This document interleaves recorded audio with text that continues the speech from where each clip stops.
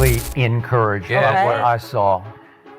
And I realized the haters were out howling all over the internet last night. See, I told you so. Yeah.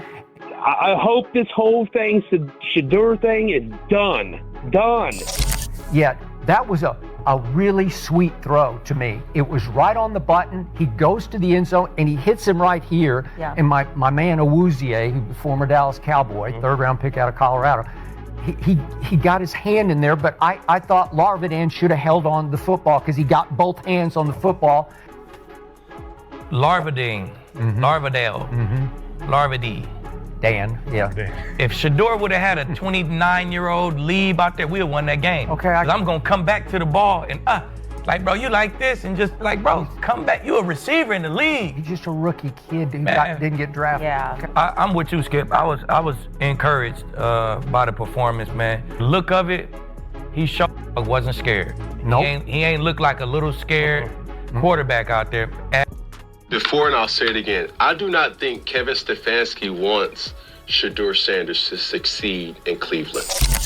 To have the starting offensive line not hear your cadence at all is very, very, it's very strange, for the Cleveland Browns. I find that very odd. Something there just doesn't seem right, Rex. No, 100% it doesn't seem right. And look, here's the thing, and is it the kid, or is it how you have treated this guy? Like, I don't know. Certainly a disconnect. Like, when I see, like, this kid on the bench, this is after the game. Number one, it's not the 7th game of the World Series. You lost a game that nobody cares about. I'm hoping that everything will be saturated. Rex Ryan ought to be more aware of this. Anyone with any kind of knowledge. It was not merely a game, not just to Shedeur Sanders, but also to his supporters, detractors, and everyone in between. Being a first-round talent, being selected in the 5th round, and experiencing what many consider to be sabotage. He regarded that as his chance to find a way out. He is aware that the story is entirely different, as I mentioned in my previous video. That was a really sweet throw to me. It was right on the button. He goes to the end zone and he hits him right here. Yeah. And my man Awuzie, who was former Dallas Cowboy, third round pick out of Colorado, he got his hand in there, but I thought Larvadain should have held on the football because he got both hands on the football. And if he holds on, we're having a whole different conversation right now because all of a sudden it's 23-all, and I don't know, maybe it goes to overtime and maybe Shedeur pulls it out. Larvadain, Larvadale, Larvadee. Dan, yeah.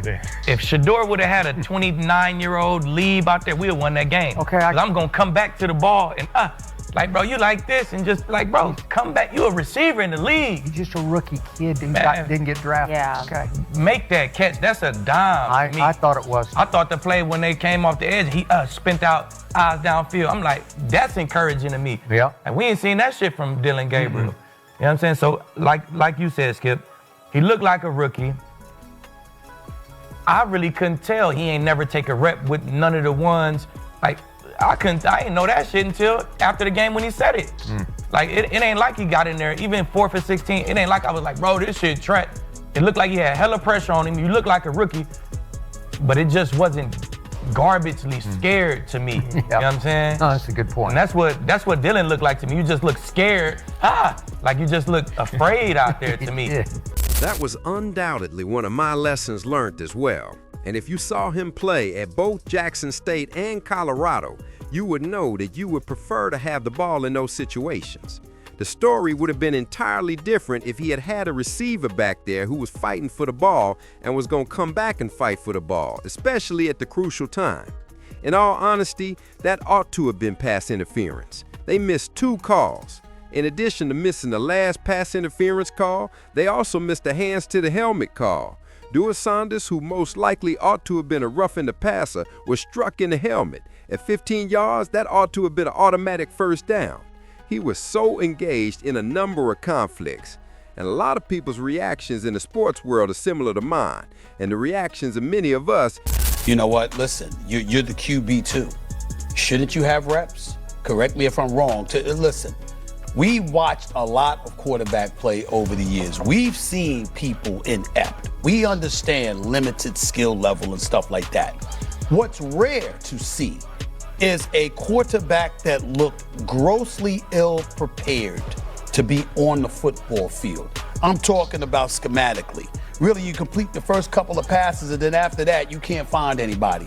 It made no sense to me.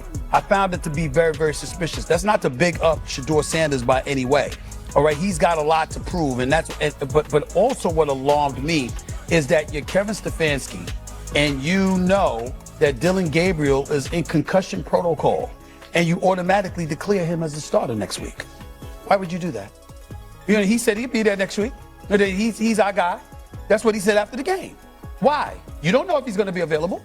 You don't know. So why would you say that? It just seemed very eerily suspicious to me. I didn't like what I saw. Yeah. I've said this before and I'll say it again. I do not think Kevin Stefanski wants Shedeur Sanders to succeed in Cleveland. The reason being is, don't tell me what he said, don't tell me what he's saying. I'm going off of actions. All right, let's go off actions.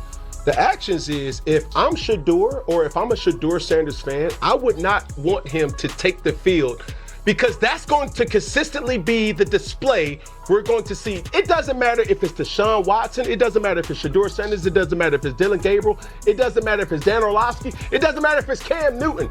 You need help in Cleveland when you have a quarterback that's still making $46 million on your roster and he's not healthy.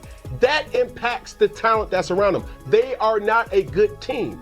Right. But this is the thing that really irks me the most, is because he doesn't get any reps. Circa 2015, circa when Cam Newton was the MVP, circa when, hey, my backup for majority of my career was probably the biggest blessing of my career, to have a veteran in Derek Anderson.